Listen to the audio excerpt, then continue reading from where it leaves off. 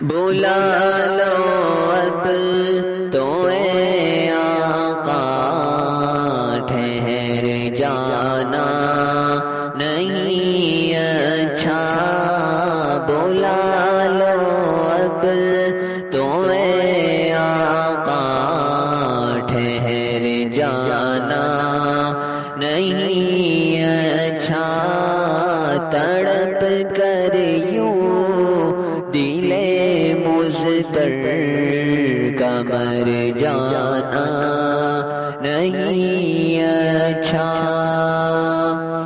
بلا لو اب تو اے آقا، ٹھہر جانا نہیں اچھا، بلا لو اب تو اے آقا، ٹھہر جانا نہیں اچھا، تڑپ کر یوں دل مضطر کا مر جانا نہیں اچھا،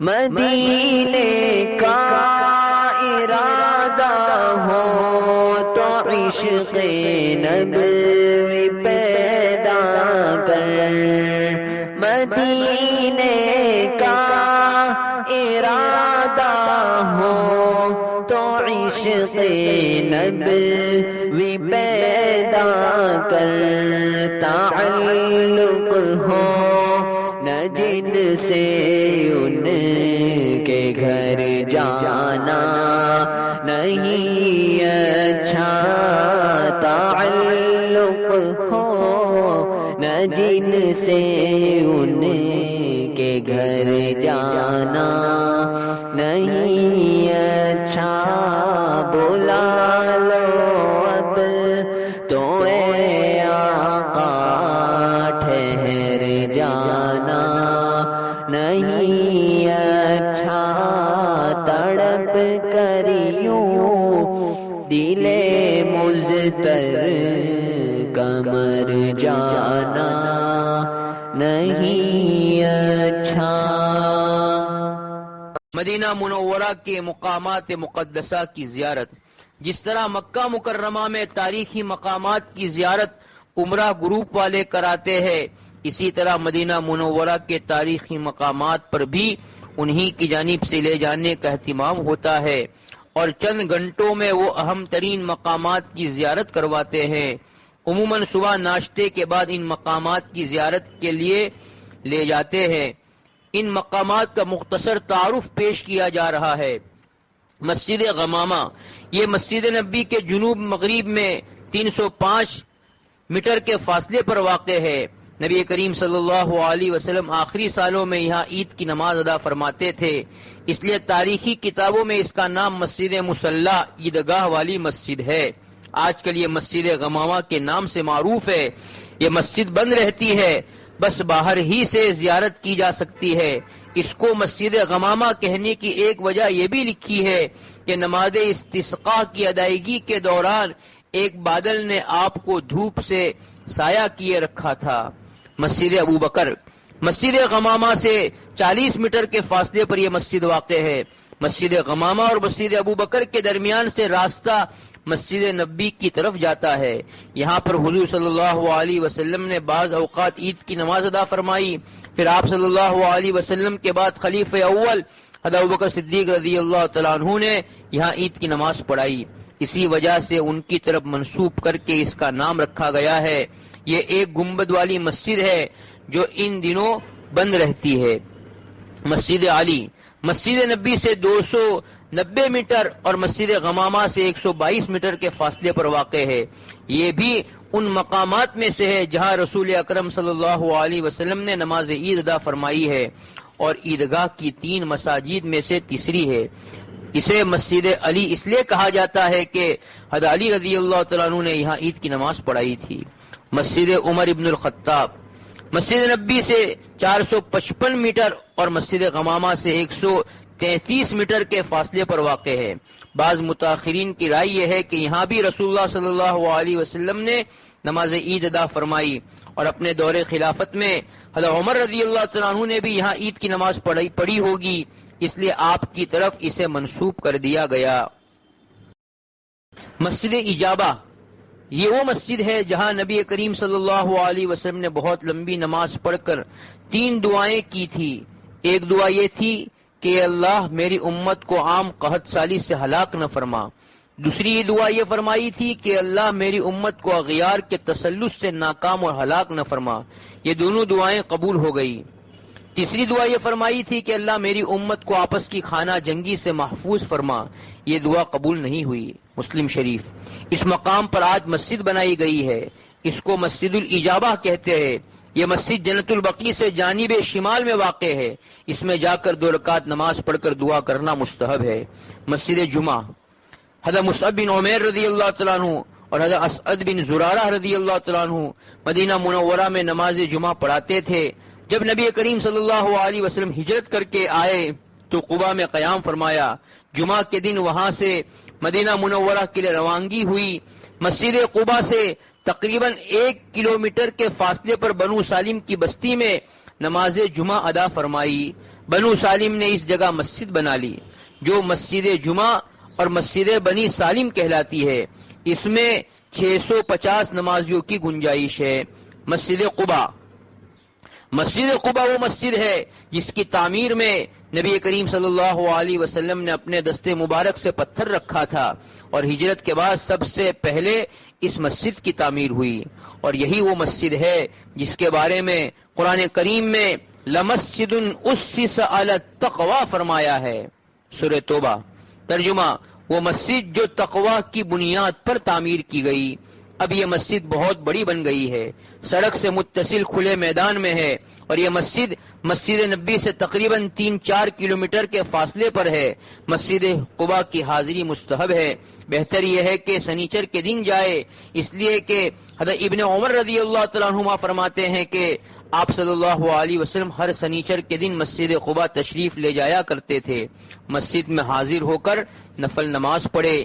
ایک حدیث میں ہے کہ آپ صلی اللہ علیہ وسلم نے ارشاد فرمایا، مسجد قباء میں نماز پڑھنا ثواب کے اعتبار سے ایک عمرہ کے مانند ہے۔ ترمذی۔ ایک دوسری حدیث میں ہے کہ جو شخص اپنے گھر میں وضو کر کے مسجد قباء آتا ہے پھر اس میں نماز پڑھتا ہے تو اس کے لیے ایک عمرے کے برابر ثواب ہے۔ ابن ماجہ۔ مسجد قبلتین، اس مسجد میں 2 محراب ہے، ایک بیت المقدس کی طرف اور ایک بیت اللہ کی طرف۔ نبی کریم صلی اللہ علیہ وسلم کی مدینہ منورہ ہجرت کے بعد 17 مہینوں تک بیت المقدس کو قبلہ بنا کر نمازیں ادا کی گئی۔ ایک دن اسی مسجد قبلتین میں رسول اللہ صلی اللہ علیہ وسلم نماز پڑھا رہے تھے کہ دربار الہی سے دوران نماز بیت اللہ کی طرف رخ کرنے کا حکم ہوا، اس لیے اس کو مسجد قبلتین کہا جاتا ہے۔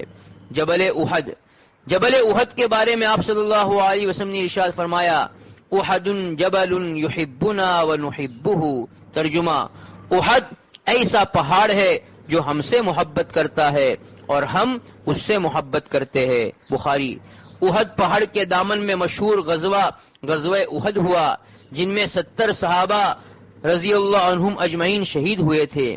ان میں آپ کے ام محترم سید الشہداء حضرت حمزہ رضی اللہ تعالی عنہ بھی ہے۔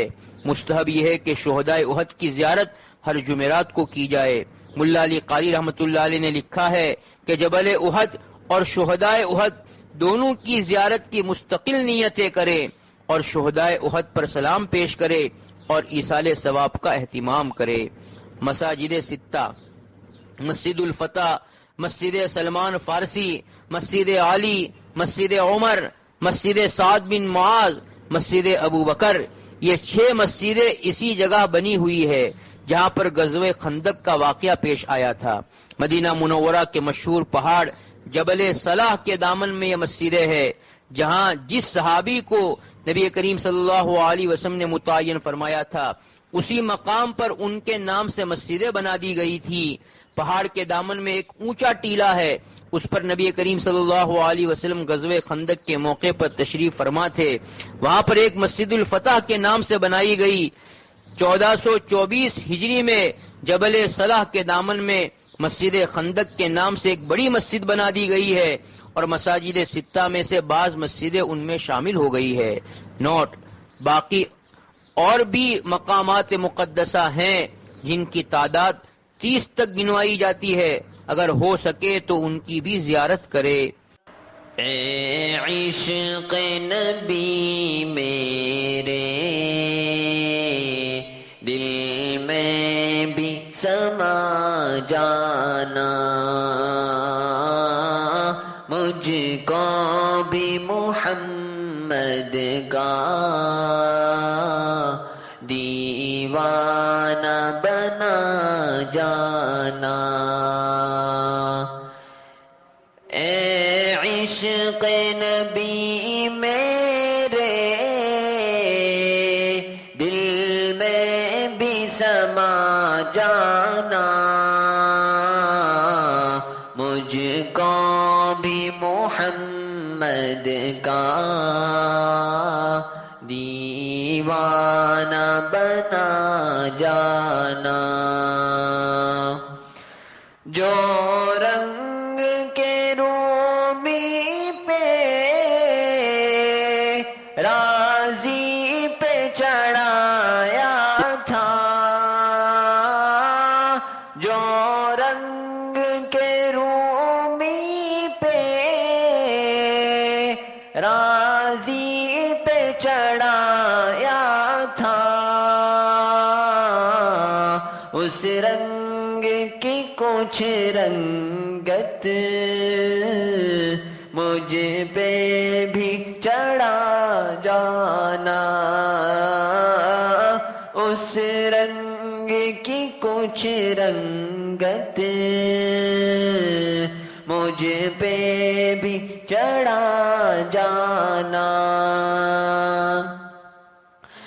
جس نیند میں ہو جائے دیدار نبی حاصل، جس نیند میں ہو جائے دیدار نبی حاصل،